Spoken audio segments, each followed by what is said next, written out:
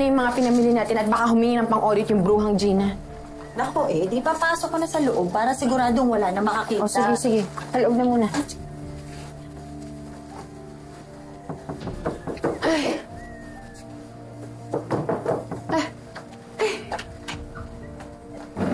Oh, Robert! Betsy! Pasok ka. Oh, love. Saglit. Lagay natin dito. Sabi ko na nga ba, nandito ka eh. Balo. Meron ako regalo para sa'yo, ha? Yan, Thank you. Sinamahan ko si nanay maglinis kasi alam mo naman yung mga bagay pag hindi nalilinis na luluma. Bis na bis ka, tama-tama. Baka gusto mong kumain pagkatapos mo maglinis. Sige, hindi. Ngayon nasasabihin ko lang si nanay, ha? O sige, oo. Nay? Kakain lang kami. Okay lang ba? Sige. Dala na lang kita pagkain. Sige. Okay na? Anak, ngayon na lang ulit natin nakapiling ang tatay mo. Hahayaan mo bang makulong siya? Nay, hindi ho mangyayari yon kung kakausapin natin ng maayos si Dad. Ay, Gerald, hindi mo alam yan. Paano kung singilin ni Robert ang tatay mo dun sa perang kinuha niya noon? Wala naman tayong pera. Di hulugan natin, Nay. Maghahanap tayo ng paraan. Tigilan na natin itong panluloko na to dahil baka ito pa ay kasira namin. Alam niyo, huwag na kayo magtalo. Ako naman ang lahat ng may dahilan na ito eh. Kaya nagkakagulo tayo. Anak, ayoko nang problemahin mo pa ako. Mas mabuti pa sigurong lumayo na lang ako. Siya. Tulungan kita, baka madaba ka. Salamat, love. Okay. Yan. Sige na.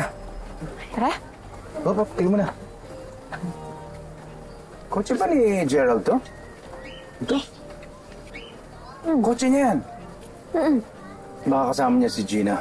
Sandali, ang kakausapin ko lang tungkol sa grocery natin, ha? Sandali. Diyan ka lang.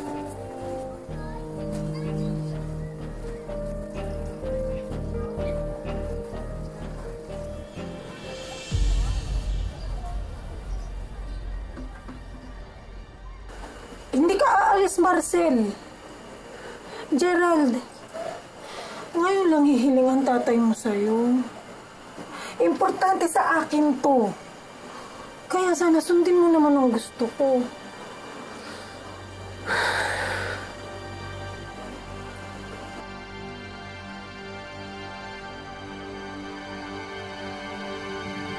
Gerald? Si Robert. Gerald? Gerald? Nakita ko yung... kamusta? Magandang araw sa'yo. Robert. Nakita ko kasi yung kotse mo sa labas. Baka sakaling kasama mo si Gina. Magkasama ba kayo? Dito ba siya? Wala ho, Dad eh. Wala ho si Gina dito. Wala. Sayang. Sige. Natawagan ko lang siya. Pasensya na. Meron kayong bisita na istorbo ko ba kayo? Ay, hindi bisita. May... Yung gripo, pinapaayos namin. Dyan yung tulak. Baka higpitan nyo na lang siguro yung gripo. Sige, mawan lang ako.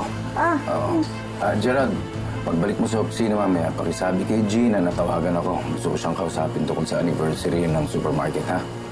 Sige po, Dad. Sige. Sige, salamat. Ingat. Sige, Dad, ingat po kayo.